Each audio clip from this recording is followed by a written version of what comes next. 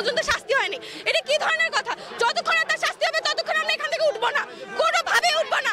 আমরা যেখানে একটা বাচ্চা জায়গায় সেফ ফিল করতে পারি না, আমরা এখানে সেফ ফিল করি না। আমাদের এমন একটা দেশ হওয়া উচিত যেখানে আমরা সেফ ফিল করবো। আমরা এত আন্দোলন করছি আমাদের স্বাধীনতার জন্য, যদি আমরা যদি স্বাধীনই না পাই, আমরা যদি স্বাধীনতা না পাই, তাহলে এত আন্দোলন কিসের হইলো? তাই জন্য আমরা সবাই এখানে বসে যে আমাদের এখানে স্বাধীনতা দরকার, প্রত্যেকটা মেয়ের এখানে স্বাধীনতা দরকার। একটা 4 বছর শিশু যেন এরকম আর না হইতে হয়, ওদের যেন এরকম কষ্ট না পাইতে হয়, এটাই বলার আছে। আমরা চাই যেন আমরা সব স্বাধীনভাবে ঘুরতে পারি, আমাদের জন্য কোনো ভয় না থাকে যে আমাদের আল্লাহ আমরা সন্ধ্যার পর বের হইতে পারবো না, এই সময় বের হইতে পারবো না, এরকম যেন কোনো দ্বিধাদ্বন্দ্ব না থাকে।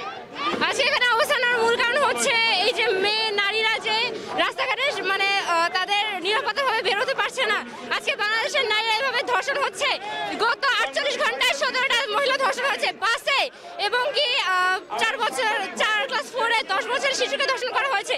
আমরা এর বিরুদ্ধে এখানে রুখে দাঁড়াতে আন্দোলনে এসেছি, এবং আমরা বাংলাদেশ যেটার জন্য স্বাধীন করেছি আন্দোলন করেছি এর জন্য, যেন মহিলারা নিরাপত্তা পায় এবং আমরা মেয়েরা যেন নিরাপত্তাভাবে বাড়ি থেকে বের হতে পারি। আমরা দেখছি সারা বাংলাদেশে ধর্ষণ যে ঘটনাগুলো ঘটছে, দুঃখজনক ঘটনাগুলো, আমরা সবাই ভারাক্রান্ত। আমরা এর বিরুদ্ধে অবস্থান নিয়েছি। আমরা রাষ্ট্র ব্যবস্থাকে জানাতে চাই, শিক্ষার্থীরা চাইলে ঠিক যেভাবে ফ্যাসিবাদ উড়িয়ে দিতে পারে, ঠিক একইভাবে ধর্ষক নামক বস্তুকে, বিকৃত বস্তুকে বাংলাদেশ থেকেও তাড়িয়ে দিতে তাদের কোনো অসুবিধা হবে না।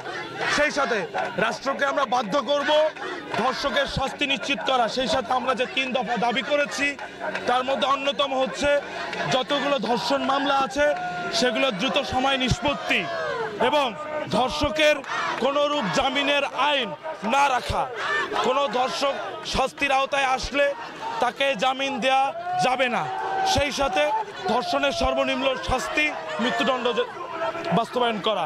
আমরা দেখেছি বাংলাদেশের সর্বোচ্চ নিরাপত্তা জায়গা হচ্ছে ক্যান্টনমেন্ট। সেই ক্যান্টনমেন্টের মতো জায়গায় তনুকে ধর্ষণ করা হয়, কিন্তু এখন তনু ধর্ষণের প্রায় 1 দশক হয়ে গেলেও তার যে ধর্ষণকারী তাদের কিন্তু এখন বিচার নেই। সেই জায়গা থেকে আমরা দাবি জানাচ্ছি বাংলাদেশে যতগুলো ধর্ষণ হয়েছে এবং এগুলোর বিচার, এগুলোতে এখনো যারা যতগুলো বিচারাধীন আছে সেগুলোর বিচার দ্রুত বাংলার মাটিতে করতে হবে, এবং এই বিচার যদি বাংলা মাটিতে না হয়, তাহলে বাংলা মাটিতে করা না হয়, তাহলে কিন্তু আমাদের যে গণঅভ্যুত্থান, সেই গণঅভ্যুত্থানে ওই সমস্ত নারীরা যারা সামনে থেকে আসলে আন্দোলন করেছে তারা কিন্তু আসলে প্রশ্নবিদ্ধ হবে। এবং আমরা কখনোই চাই না যে বাংলাদেশে কোনো সন্ত্রাসীর বিচার না হোক, মানে ওই সমস্ত সন্ত্রাসী এবং ওই সমস্ত ধর্ষক তাদের বিচার জন্য বাংলার মাটিতে হয়, এটা আমরা অতি দ্রুত দেখতে চাই।